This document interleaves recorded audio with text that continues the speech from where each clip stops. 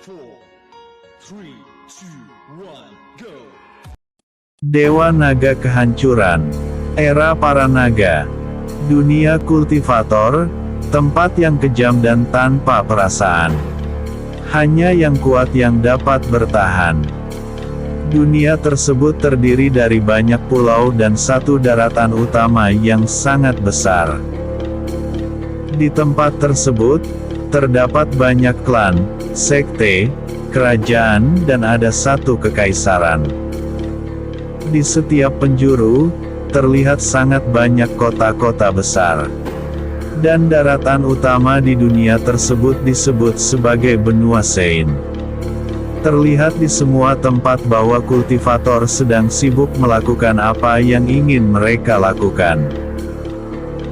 Namun, tiba-tiba saja, suara kuno menggelegar di langit disertai oleh api hitam yang tiba-tiba muncul seolah-olah hendak membakar seluruh daratan.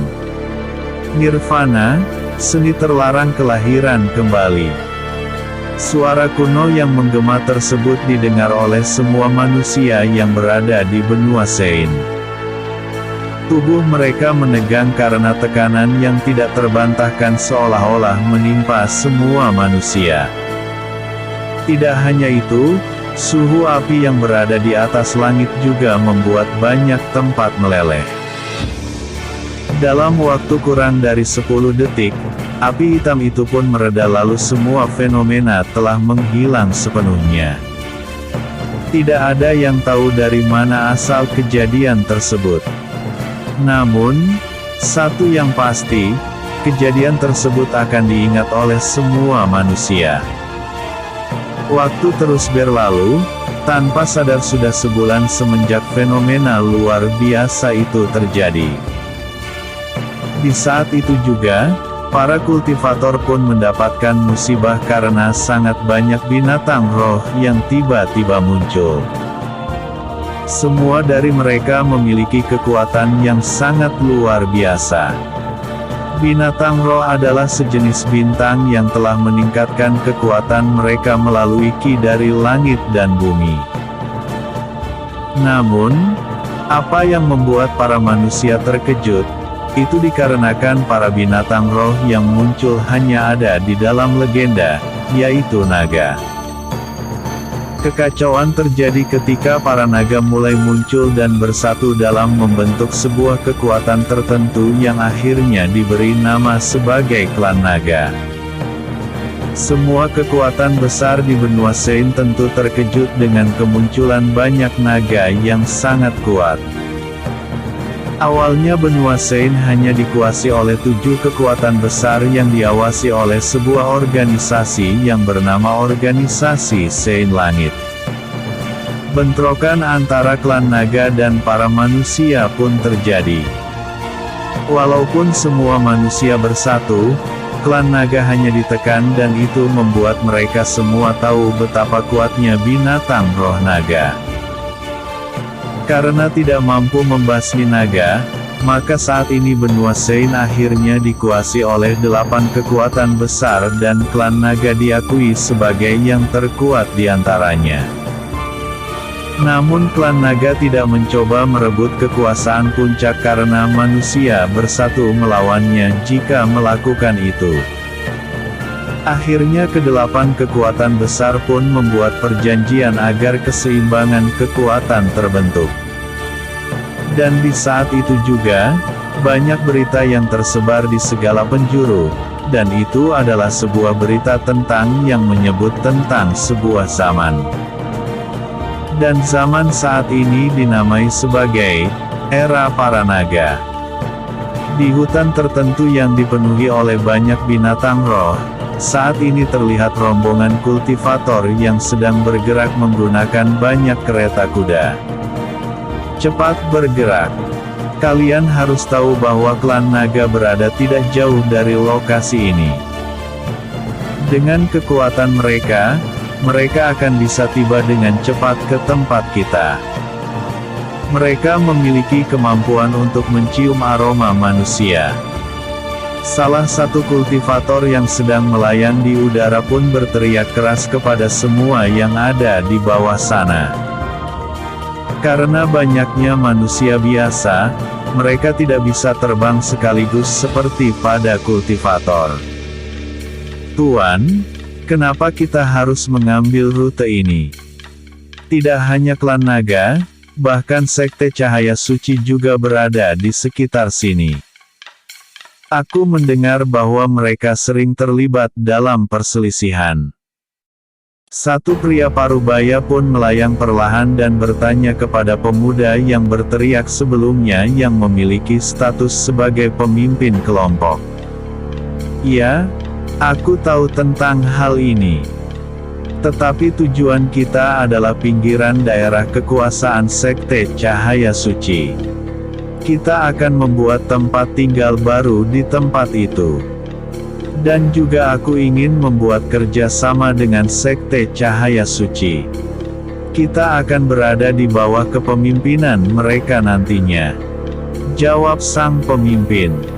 Para bawahan pemuda itu semuanya hanya bisa diam dengan wajah serius. Mereka tentu tahu bahwa di benua Sein, hanya yang kuat yang dapat bertahan. Jika tidak memiliki kekuatan yang cukup, pilihan lainnya adalah berlindung di salah satu kekuatan besar yang ada.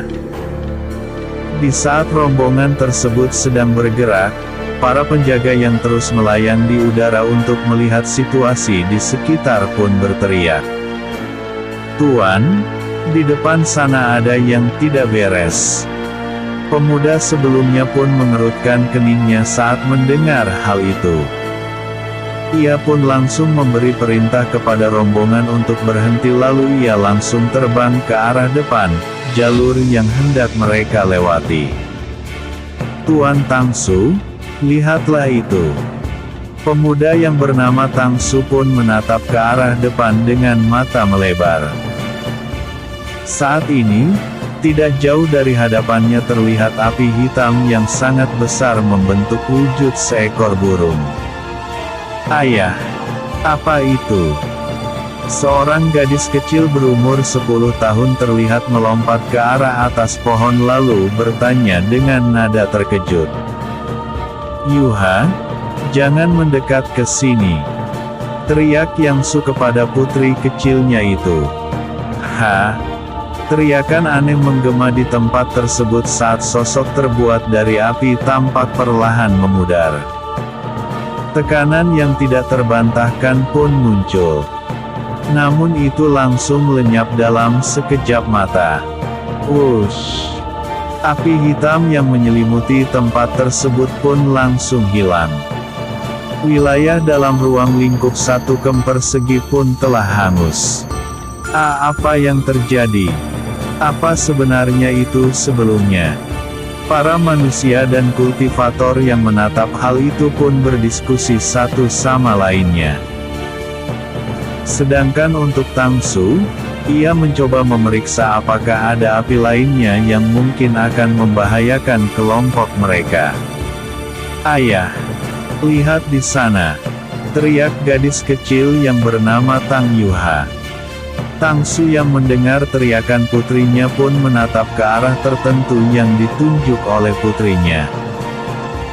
Ia pun menaikkan sedikit alisnya dan bahkan para kultivator juga merasa heran ketika melihat satu sosok yang terbaring di permukaan tanah. Tangsu pun langsung menghilang lalu muncul tepat di dekat sosok yang terbaring di permukaan tanah. Manusia biasa. Dia tidak memiliki kultivasi sama sekali. Dia terlihat berumur sekitar 17 tahun. Bagaimana dia bisa muncul di tengah-tengah api hitam sebelumnya? Batin Tangsu saat memerhatikan seorang pria dengan wajah tampan, rambut ungu bercampur biru yang membuatnya tampak sangat unik. Siapa dia, ayah? Kenapa dia tidak menggunakan pakaian? Tanya Tang Yuha saat menatap pemuda yang berbaring di permukaan tanah.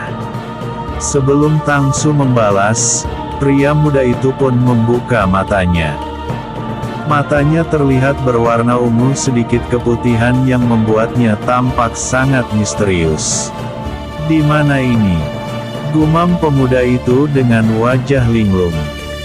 Dia hidup, seru Tang Yuha. Pemuda itu pun menoleh ke arah gadis kecil mungil dengan gaya rambut dua bakpao, menggunakan pakaian khas tertentu berwarna merah yang membuatnya tampak sangat imut. Tang Su di sisi lain tidak waspada sama sekali karena pemuda tersebut tidak memiliki kekuatan apapun.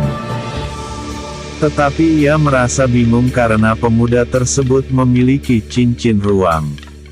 "Hei, kau siapa? Kenapa kau tidak menggunakan pakaian? Dan dari mana asalmu?"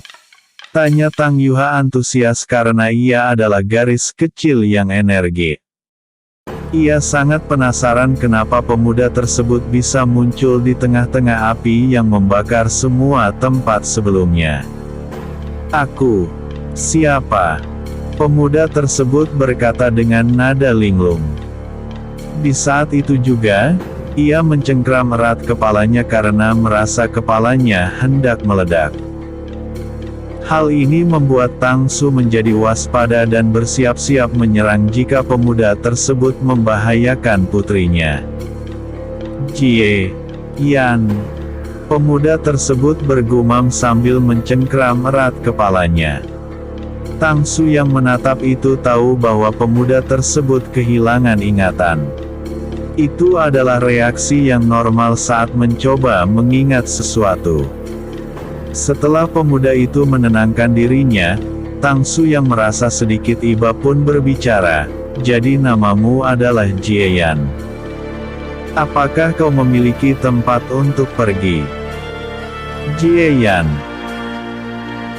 Yan yang tidak mengetahui siapa dirinya dan dari mana asalnya pun hanya bisa mengikuti kelompok Tang Su yang saat ini sedang bergerak ke arah lokasi wilayah Sekte Cahaya Suci berada. Kakak, katakan, bagaimana caramu bisa keluar dari api hitam besar sebelumnya?" Tang Yuha yang sedang bersama dengan Jie Yan di gerbong kereta pun bertanya dengan antusias serta membuat gerakan dengan kedua tangannya yang mungil untuk menunjukkan seberapa besar api hitam yang ia sebutkan. Api hitam. Aku tidak tahu sama sekali api hitam apa yang kau maksud." balas Jie Yan dengan nada penuh tanda tanya juga. Bagaimana kau tidak tahu tentang hal itu padahal kau keluar dari dalamnya?" Tang Yuha bertanya kembali dan menatap ke arah Jie Yan dengan tatapan curiga karena merasa bahwa kakak yang baru ia temui itu pastilah berbohong kepadanya. "Yuha, biarkan Jie Yan beristirahat. Kembalilah ke gerbong tempatmu beristirahat karena hari sudah gelap." Suara Tang Su pun terdengar dari luar gerbong kereta yang membuat Tang Yuha cemberut manis. Setelah Tang Yuha keluar dari gerbong kereta, Jie Yan menatap ke arah luar jendela gerbong kereta dengan tatapan kosong. Ia selalu merasa seperti telah melalui banyak hal. Tatapannya tertuju pada cincin ruang yang ada di tangan kanannya.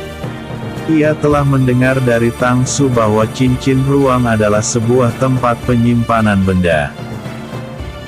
Juga, saat Tang Su mencoba membuka cincin ruang tersebut, itu tidak bisa dibuka sama sekali.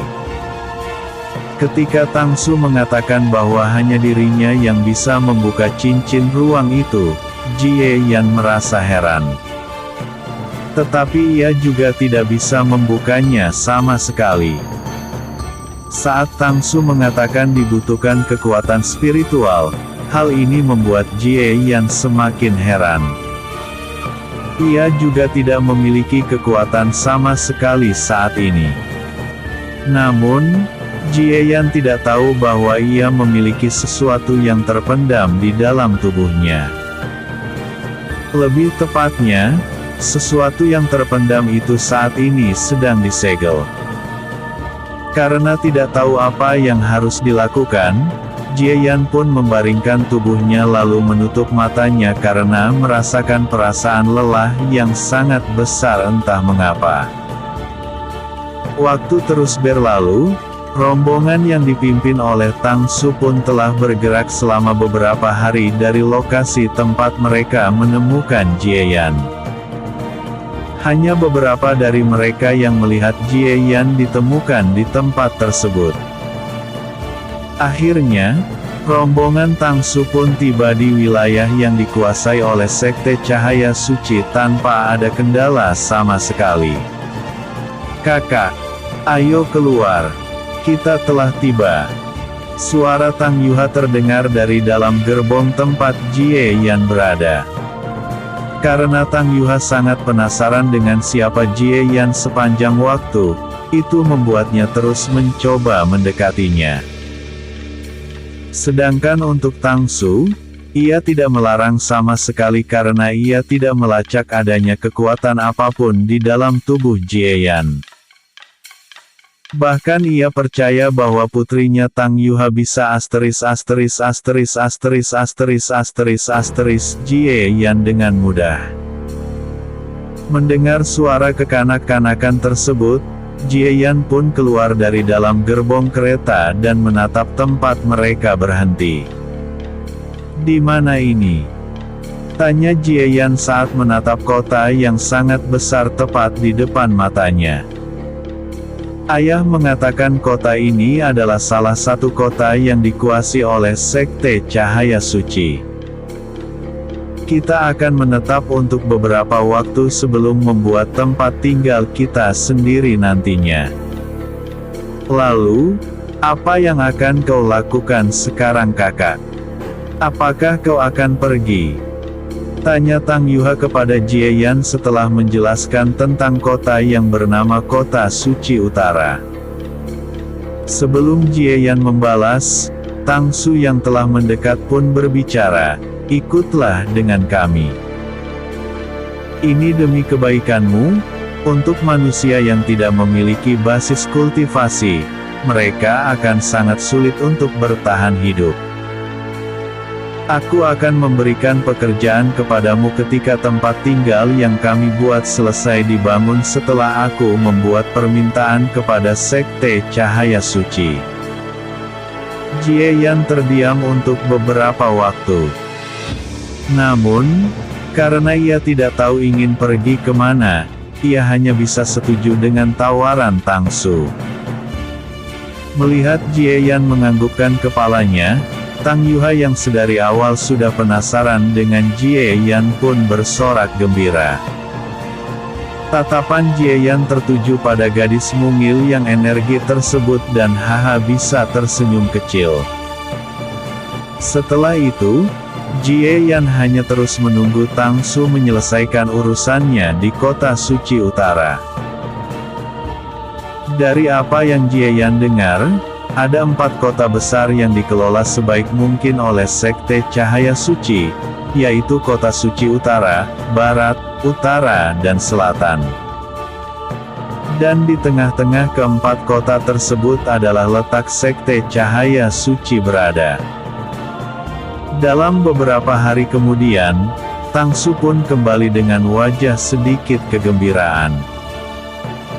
Ia pun memberitahu kepada semua anggota kelompoknya untuk berangkat dari Kota Suci Utara menuju area pinggiran Sekte Cahaya Suci. Mereka telah diberikan beberapa bidang tanah untuk dibangun. Waktu terus berlalu, tanpa sadar sebulan telah terlewati semenjak Jieyan bergabung dengan kelompok Tang Su. Kota kecil mereka juga telah dibuat dan diberi nama Kota Tang. Pembangunan hanya berlangsung selama lebih dari seminggu dan area seluas 4 km persegi telah menjadi sebuah kota. Letak kota kecil tersebut tidak terlalu jauh dari Kota Suci Utara. Jieyan tinggal di kediaman milik Tang Su walaupun bukan di kediaman utama. Kegiatan sehari-harinya saat ini adalah menebang kayu lalu membawanya ke kediaman Tang Su. Saat ini, Terlihat Jie Yan yang sedang membelah kayu-kayu untuk dijadikan kayu bakar. Kakak. Saat Jie Yan sedang sibuk dengan aktivitasnya, suara kekanak-kanakan yang selalu mengganggunya dari waktu ke waktu pun terdengar. "Yuha, ada apa?" tanya Jie Yan saat menghentikan aktivitasnya. "Lihat ini," seru Tang Yuha saat mengeluarkan sebuah keras yang berisikan beberapa tulisan. Apa itu?" "Itu hanyalah sebuah kertas." Jie Yan langsung mengabaikannya karena ia sudah selalu melihat kertas-kertas seperti itu. Wajah senyum lebar Tang Yuha pun lenyap seketika ketika mendengar apa yang dikatakan oleh Jie Yan. Ia pun selain jengkel karena Jie Yan hendak membelah kayu lagi. Krak! Tang Yuena yang kesal pun langsung menginjak kaki Jie Yan. Namun Jie Yan seolah-olah tidak merasakannya. Hal ini sebenarnya membuat Tang Su heran karena tubuh Jie Yan sangatlah kuat, lebih kuat dari para kultivator manapun yang pernah ia temui. Namun, yang membuatnya heran, Jie Yan sama sekali tidak memiliki basis kultivasi. "Lihat ini. Kau pasti akan terkejut. Ini adalah surat rekomendasi untukku memasuki Sekte Cahaya Suci," ucap Tang Yuha saat mengangkat kertas ke arah atas lalu ia pun memasang pose membanggakan dirinya sendiri. "Oh." Jie Yan hanya melirik sekilas lalu membelah kayu lagi. Tang Yuena membeku di tempat untuk beberapa waktu, wajahnya pun langsung gelap dan kinya juga bocor. Ia pun langsung menendang ke arah Jie Yan yang selalu tampak mengabaikannya. "Tidak bisakah kau membuat rekasi yang lain?" teriak Tang Yuha saat menendang ke arah pantat Jie Yan di sekuat tenaga menggunakan ki. Buak! Aduh! Namun hasilnya Tang Yuha memegang kakinya karena seperti menendang sebuah besi. "Dari apa terbuat bokongmu itu?" teriak Tang Yuha saat memegang kakinya yang memar. Jie Yan hanya bisa menghela nafas lalu menatap ke arah Tang Yuha. "Apakah kau tidak pernah belajar sama sekali? Suatu hari nanti aku akan menendangmu. Aku datang ke sini karena ayah mengatakan bahwa kau akan menemaniku ke Sekte Cahaya Suci sebagai pengawal," ucap Tang Yuha. Jie Yan terdiam di tempat ketika mendengar apa yang dikatakan oleh Tang Yuha. Namun, sebelumnya pun, ia sudah tidak asing ketika Tang Su pertama kali menyebut Sekte Cahaya Suci seolah-olah ia pernah mendengarnya di masa lalu. Oleh karena itu, Jie Yan pun setuju dengan permintaan Tang Su atau lebih tepatnya ia telah membuat spekulasi bahwa Tang Yuha lah yang ingin pergi bersamanya. "Kemungkinan di sana aku akan menemukan petunjuk penting," batin Jie Yan setelah memutuskan untuk ikut ke Sekte Cahaya Suci. Episode sebelumnya, Era Para Naga. Episode berikutnya, Sekte Cahaya Suci. Seorang pengawal. "Kenapa aku harus ikut denganmu?" tanya Jie Yan saat menatap lurus ke arah Tang Yuha. Mendengar pertanyaan Jie Yan, mata Tang Yuha berkaca-kaca. Memang sedari awal ia akan dikirim ke Sekte Cahaya Suci ditemani oleh salah satu bawahan ayahnya. Namun karena ia tidak memiliki teman sama sekali dan hanya Jie Yan yang selalu berada di sekitarnya beberapa bulan terakhir, ia tentu ingin pergi bersama Jie Yan. "Apakah kakak tidak ingin pergi bersamaku?" tanya Tang Yuha dengan mata berkaca-kaca seperti hendak menangis. Jie Yan yang menatap itu hanya terdiam untuk beberapa saat karena ia tentu tahu bahwa itu adalah air mata buaya. Ia sudah sering melihat Tang Yuha seperti itu ketika menginginkan sesuatu. Baiklah. Baiklah. Aku akan ikut. Dengan pose menyerah mengangkat tangan, Jie Yan pun mengatakan itu. Wajah Tang Yuha cerah seketika dan matanya yang berkaca-kaca langsung pulih kembali seperti semula. Melihat itu, Jie Yan hanya mengangguk kecil karena memang benar bahwa itu adalah air mata buaya sebelumnya yang ditampilkan oleh Tang Yuha. Karena Jie Yan telah setuju, ia pun mengikuti Tang Yuha yang membawanya ke dalam kediaman utama milik Tang Su. Sesampainya di sana, Tang Su sudah bersama dengan beberapa bawahannya. Ia menatap ke arah putrinya dengan wajah lelah karena Tang Yuha tidak akan mau pergi ke Sekte Cahaya Suci untuk belajar jika Jie Yan tidak ikut. Jie Yan, maaf telah merepotkanmu. Kau akan ikut dengan Yuha ke Sekte Cahaya Suci. Tang Ming akan mengantar kalian ke Sekte Cahaya Suci. Hanya diizinkan membawa satu pelayan ke sekte itu. Tugasmu saat ini adalah menemani Yuha di sekte itu. Ucap Tang Su dengan nada meminta maaf karena ia tahu bahwa Jie Yan adalah tipe orang yang lebih suka sendiri tetapi ia mengirimnya ke Sekte Cahaya Suci untuk menemani Tang Yuha. Tatapan Jie Yan tertuju pada Tang Yuha yang saat ini hanya terlihat malu-malu karena dirinya lah yang memaksa ayahnya agar Jie Yan ikut ke dalam Sekte Cahaya Suci. Tidak masalah sama sekali. Balas Jie Yan karena ia juga ingin melihat seperti apa sebenarnya Sekte Cahaya Suci yang tampak familiar baginya. Jika begitu bagus. Bersiap-siaplah untuk berangkat. Dalam beberapa jam, kalian berdua akan dibawa oleh Tang Ming. Ucap Tang Su saat menatap ke arah tangan kanannya dengan tatapan serius. Tang Ming yang merupakan seorang pria parubaya yang tidak lain adalah pelayan setia keluarga Tang sejak era orang tua Tang Su pun mengangguk serius.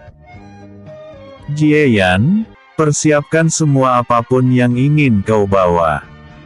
Datanglah ke depan tempat ini dalam 2 jam kemudian. Aku akan membawa kalian ke Sekte Cahaya Suci. Ucap Tang Ming. Baik. Jie Yan pun langsung keluar dari kediaman itu diperhatikan oleh Tang Su dan Tang Ming. Yuha, kemasi semua barang-barangmu. Jangan membuat repot Jie Yan karena dia bukanlah tipe orang yang suka melakukan hal yang merepotkan dan tidak suka keramaian. Ucap Tang Su menatap ke arah putrinya. Baik.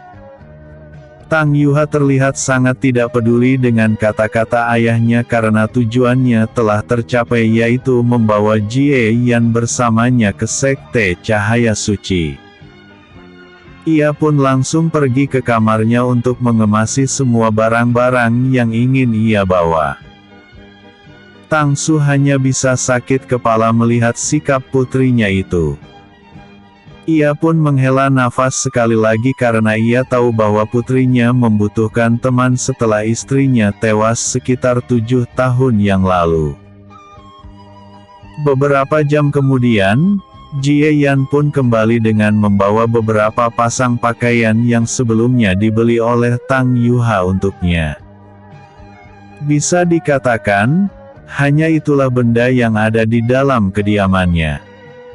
Tentu ia merasa hangat karena Tang Yuha dahulu sangat antusias ketika membeli pakaian untuknya. Jie Yan sangat berterima kasih karena Tang Su telah merawatnya selama ini. Ia pasti akan mencoba menjaga Tang Yuha agar tidak melakukan hal yang aneh ketika memasuki Sekte Cahaya Suci. Setelah kembali ke kediaman Tang Su pun berbicara beberapa hal lainnya untuk Jie Yan dan memperingati untuk tidak memprovokasi siapapun di Sekte Cahaya Suci. Kemudian Tang Ming pun langsung membawa Jie Yan dan Tang Yuha terbang ke arah Sekte Cahaya Suci setelah berpamitan dengan Tang Su. Menatap kepergian putrinya bersama dengan Jie Yan, banyak pikiran kompleks yang muncul di benaknya. Dengan bakat Yuha, dia tidak akan sulit menjadi murid inti. Juga, para tetua pasti akan membawanya menjadi murid atau bahkan master sekte itu sendiri. Aku tidak bisa menahan Yuha di sini selamanya. Jika bakat seperti itu ditahan, akan sangat disayangkan. Aku tidak tahu apakah keputusanku benar atau tidak mengirimnya ke Sekte Cahaya Suci. Batin Tang Su saat membayangkan putrinya yang memiliki tubuh khusus. Bahkan ketika putrinya masih berusia 12 tahun, putrinya sudah mencapai tingkat alam langit tahap ke-9.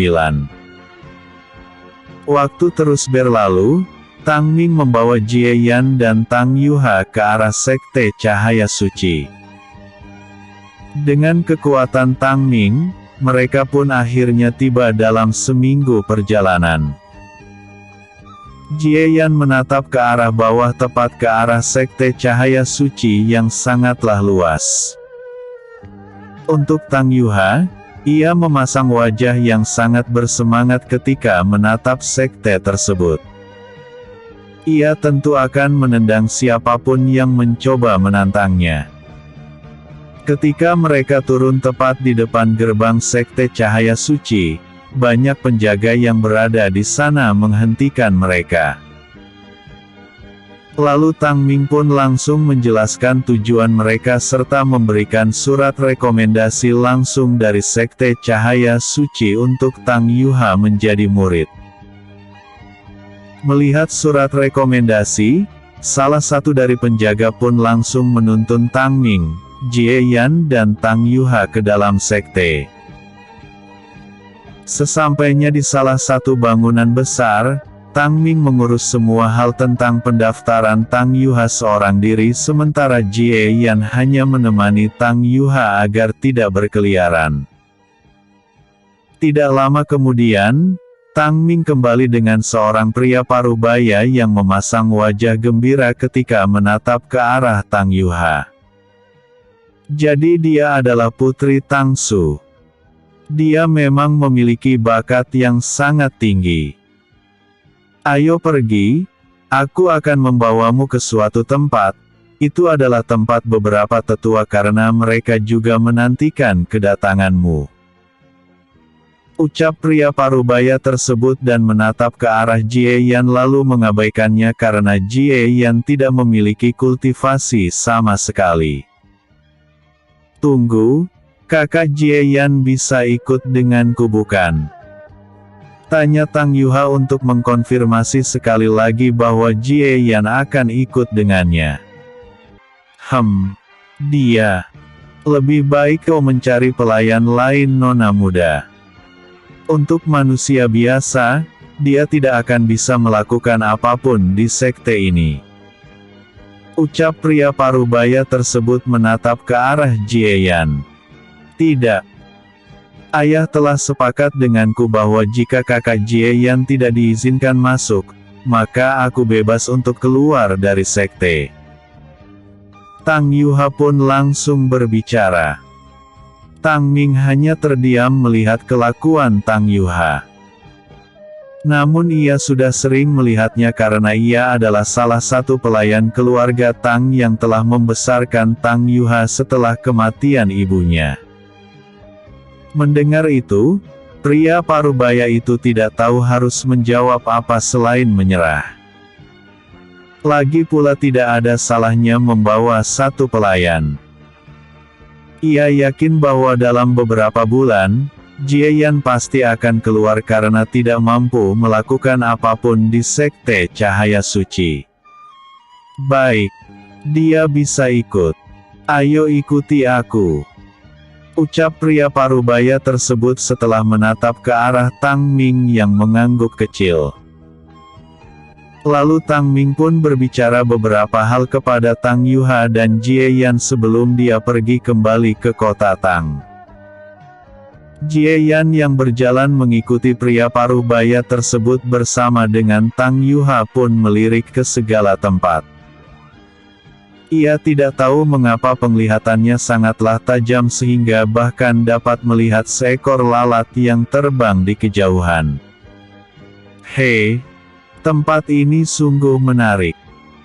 Aku ingin tahu apa sebenarnya itu kultivator dan kenapa Tang Su mengatakan bahwa aku tidak bisa berkultivasi. Batin Jie Yan. Selama ini, setelah membaca banyak buku tentang kultivator, ia menyadari bahwa kekuatan itu sangat penting dan ia pun akan mencoba sesuatu tentang dirinya. Episode sebelumnya, Jie Yan. Episode berikutnya. Pemeriksaan. Sekte Cahaya Suci. Pria parubaya menuntun Jie Yan dan Tang Yuha ke dalam sekte. Mereka berjalan sangat lama karena Jie Yan adalah penyebabnya. Karena tidak adanya kultivasi, pria parubaya itu tidak memiliki pilihan lain selain berjalan ke tempat tujuan. Ia merasa bahwa jika ia membawa Jie Yan terbang di udara, tubuhnya akan langsung hancur ketika dihempaskan oleh angin dan tekanan kuat ketika terbang. Ia tidak tahu bahwa tubuh Jie Yan bahkan mungkin lebih kuat dari tubuhnya sendiri.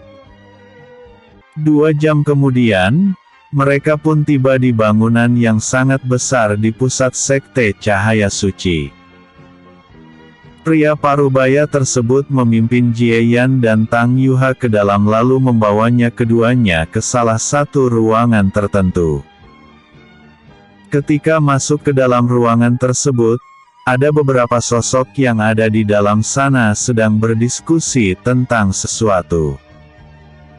Aku telah membawa Tang Yuha bersama dengan pelayannya. Ucap pria parubaya yang menuntun Jie Yan dan Tang Yuha. Semua dari sosok yang ada di dalam ruangan itu pun menatap ke arah Tang Yuha dengan kilatan kegembiraan di mata mereka mengabaikan Jie Yan yang memiliki status hanya sebagai pelayan yang tidak penting.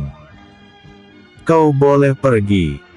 Kau akan menerima hadiah karena telah membawanya ke sini. Ucap salah satu dari pria mendekati usia tua yang ada di dalam ruangan. Pria parubaya yang menuntun Jie Yan dan Tang Yuha pun mengangguk kecil. Ia tentu senang dan langsung pergi keluar dari ruangan tersebut setelah memberikan surat rekomendasi milik Tang Yuha kepada salah satu manula. Di sisi lain, Jie Yan hanya menatap 5 sosok yang mendekati usia tua ada di dalam ruangan. Salah satu dari mereka adalah wanita. Dengan matanya, ia dapat memastikan bahwa kelimanya sangatlah kuat.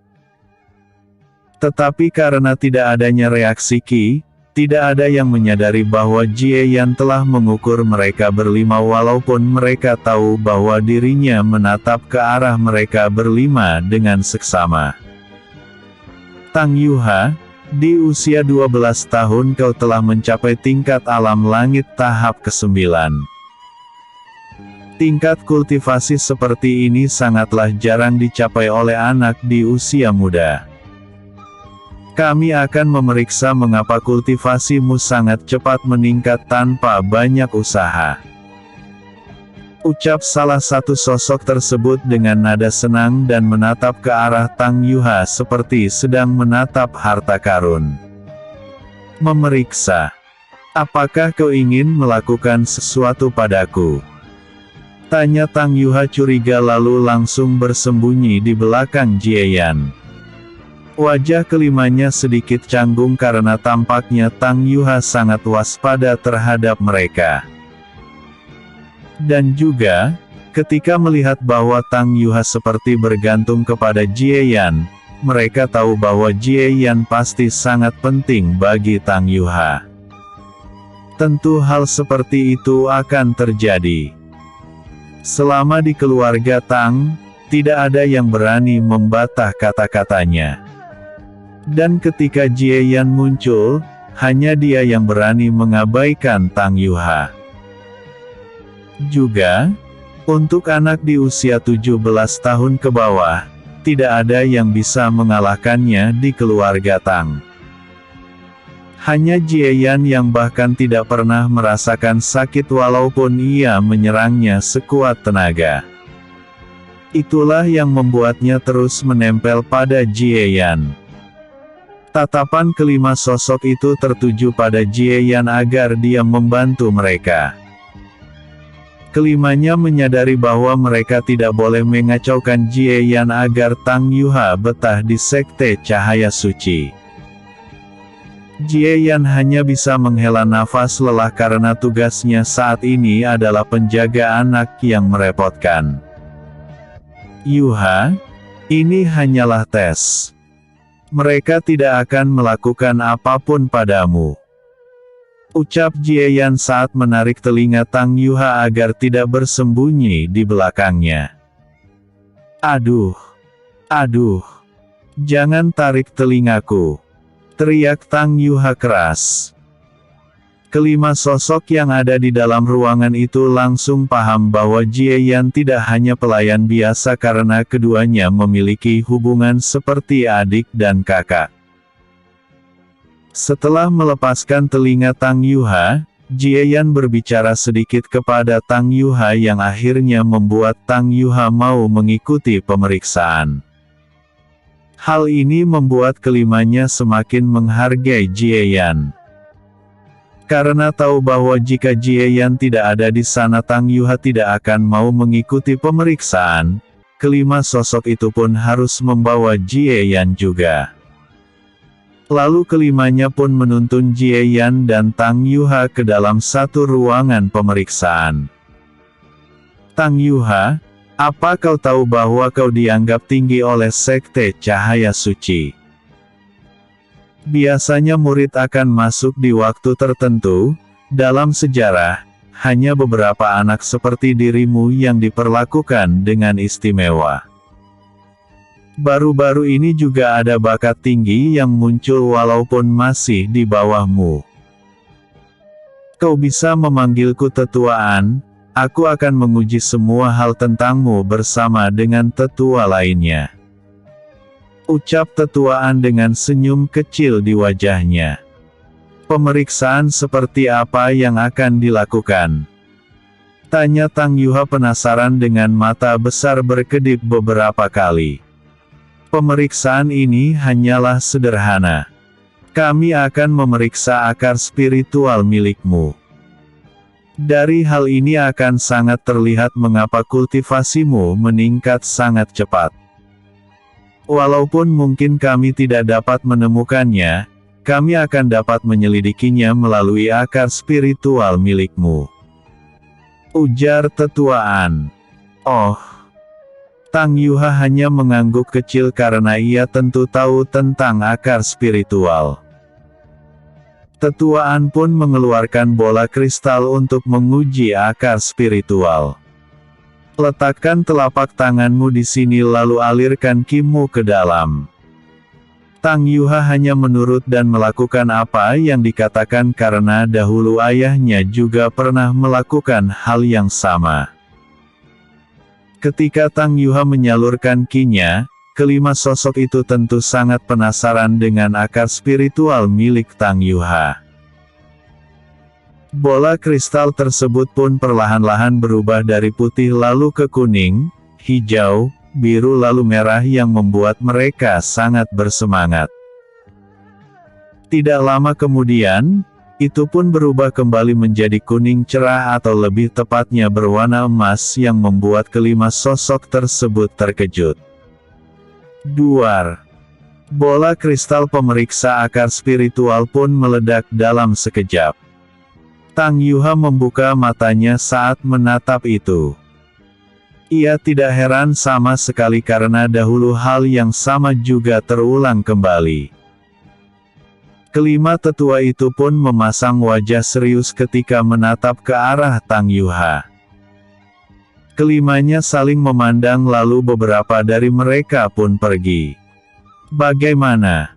tanya Tang Yuha penasaran. "Yuha, tunggulah sebentar.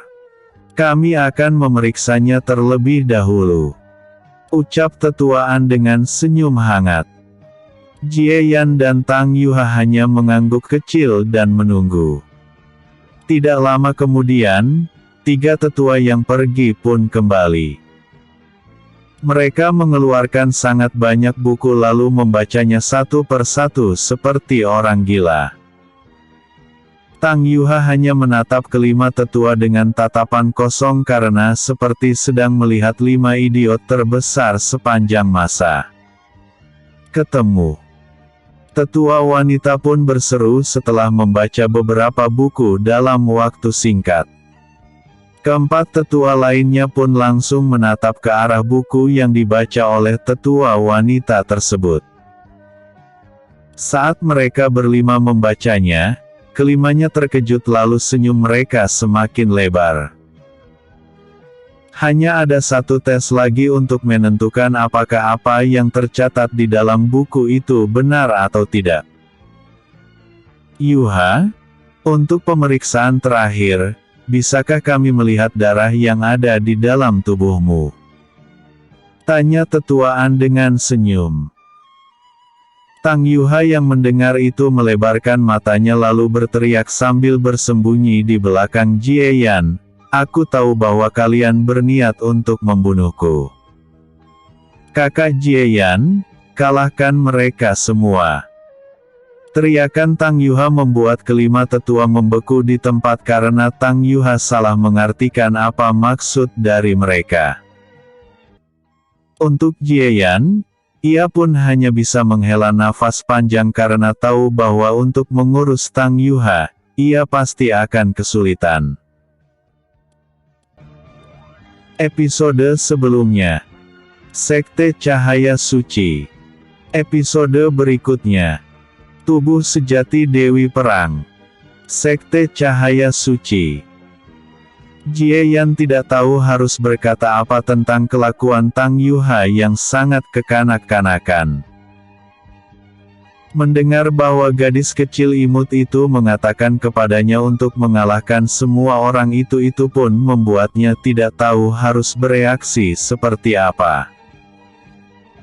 Hanya dengan instingnya saja, ia dapat dengan jelas merasakan kekuatan mereka semua jauh di atasnya. "Yuha, mereka bukan ingin membunuhmu.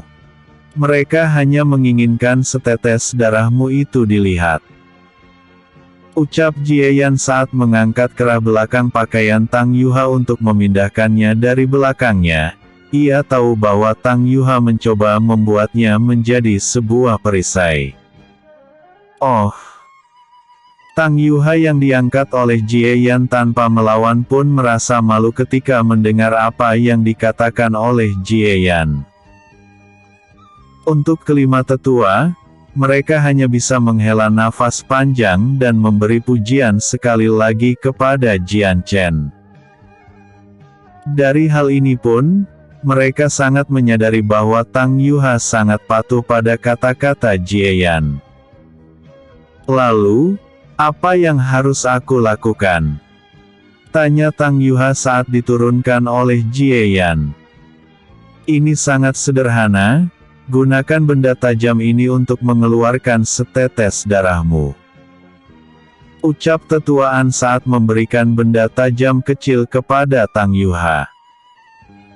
Tang Yuha hanya bisa cemberut karena merasa tidak enak menusuk dirinya sendiri, tetapi ia tahu bahwa ini adalah tes baginya sehingga ia hanya menurut saja. Tidak lama kemudian, Tang Yuha yang menusuk ibu jarinya pun mengeluarkan setetes darah. Jie Yan yang awalnya tidak terlalu peduli pun menyipitkan matanya. Matanya berkilat aneh ketika menatap setetes darah milik Tang Yuha. Bagaimana bisa setetes darah itu mengandung begitu banyak kekuatan? Batin Jieyan.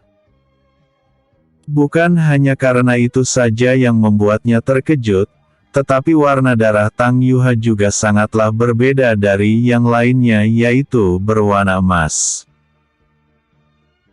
Sementara untuk para tetua, mereka tidak menyadari apa yang dilihat oleh Jieyan, tetapi mereka terpaku pada warna darah Tang Yuha. Mereka semua sangat bersemangat karena itu sama seperti yang dicatat di dalam buku. Tubuh sejati Dewi Perang. Teriak tetuaan bersemangat. Mendengar teriakan tetuaan, Jieyan menaikkan sedikit alisnya. Ia penasaran apa sebenarnya itu tubuh sejati Dewi Perang. Tubuh sejati Dewi Perang. Apa itu? Tanya Tang Yuha heran karena ia tidak pernah mendengarnya sama sekali. Ia pun menatap ke arah setetes darah miliknya yang membuat udara di sekitarnya tampak berdenyut. Itu menghasilkan aura yang lumayan panas. Juga, yang membuatnya terkejut, setetes darah itu seolah-olah hidup dan kembali ke dalam tubuhnya, lalu luka kecil itu pun menutup dengan sangat cepat. Wah! Aku tidak tahu bahwa darah bisa bergerak sendiri. Teriak Tang Yuha terkejut. Wajah 5 tetua berkedut ketika mendengar teriakan Tang Yuha. Sementara Jieyan, ia hanya menggelengkan kepalanya. Tetuaan membuat batuk palsu lalu melanjutkan, karena tes telah selesai, kau telah resmi menjadi anggota dari Sekte Cahaya Suci. Kami akan mengantarkanmu ke kediamanmu. Karena permintaan dari ayahmu, kau telah memiliki kediaman sendiri di sekte ini walaupun itu hanyalah kediaman sederhana. Sebelum tetuaan melanjutkan, Tang Yuha pun bertanya dengan nada penuh harap, Pak Tua, ayah mengatakan bahwa kakak Jie yang tidak bisa berkultivasi. Bisakah kau melihat apa yang terjadi padanya? Mendengar hal itu, hati Jie Yan semakin hangat. Ia tahu bahwa gadis kecil bernama Tang Yuha itu selalu memperhatikan apapun tentangnya. Ia tahu karena Tang Yuha tidak memiliki teman sama sekali karena sering melukai anak lainnya dengan kekuatannya sehingga hanya ia yang berada di sekitarnya sepanjang waktu. 5 tetua menatap ke arah Jieyan. Walaupun mereka tidak memeriksa, mereka sudah menduga-duga apa yang terjadi kepada Jieyan. Namun, karena menghargai Tang Yuha, mereka akan meluangkan beberapa waktu agar tidak membuat citra Sekte Cahaya Suci jelek di mata Tang Yuha. Baiklah anak muda. Kami memiliki alat untuk melacak akar spiritual tanpa harus menggunakan ki. Ucap tetuaan saat mengeluarkan lempengan aneh yang memikat warna transparan. Ulurkan tanganmu ke lempengan ini. Aku akan membantumu memeriksanya. Ucap tetuaan. Sementara itu, Tang Yuha bersemangat karena para manula itu mau membantu Jieyan. Ini membuat ia sedikit menghargai Sekte Cahaya Suci. Tentu reaksi dari Tang Yuha membuat kelima tetua tersenyum kecil karena Tang Yuha sangatlah sederhana.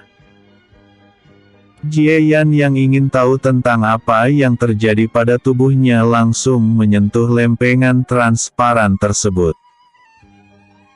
Setelah itu, tetua itu pun mengalirkan kinya ke telapak tangan Jieyan lalu lempengan transparan bersinar terang. Putih, kuning, hijau, biru, merah.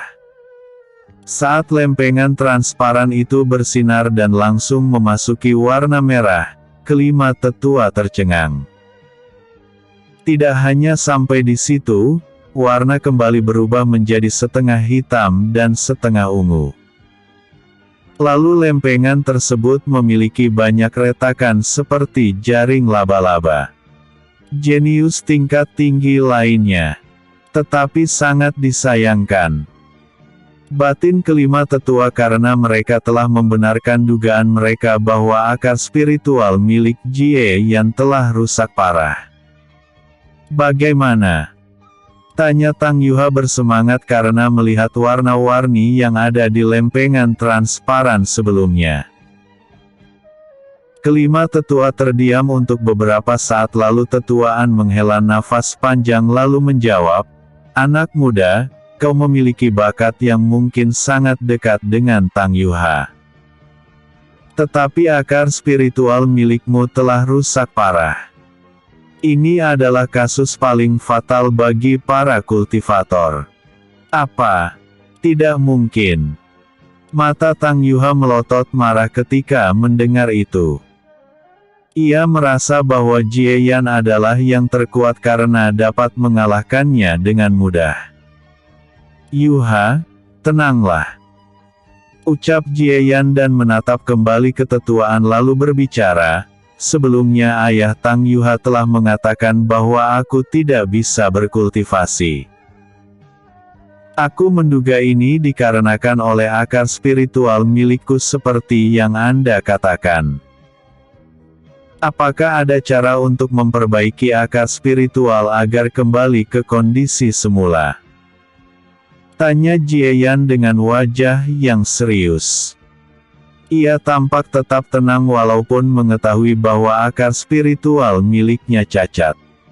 Tetuaan tersenyum sedikit pahit.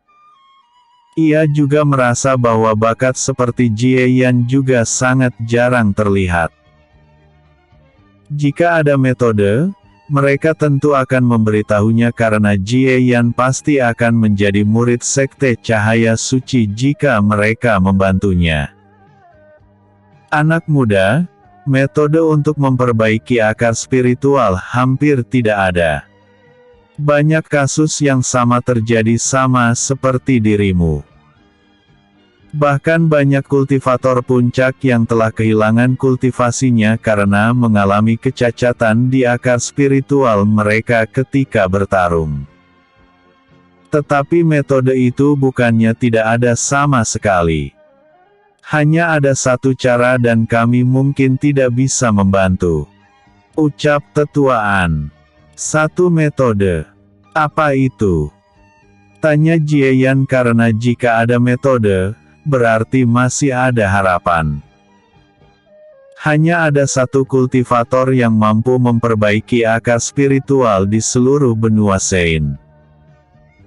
Tetapi untuk menemukannya, itu lebih sulit daripada mencapai tingkat kultivasi puncak. Dia adalah tabib terbaik dari klan Lin dan juga salah satu dari dua legenda klan Lin, Lin Si. Ucap tetuaan sangat serius. Dek. Jantung Jie Yan berdetak sangat cepat ketika mendengar nama Lin Si yang disebutkan oleh tetuaan. Episode sebelumnya. Pemeriksaan. Episode berikutnya. Masalah pertama.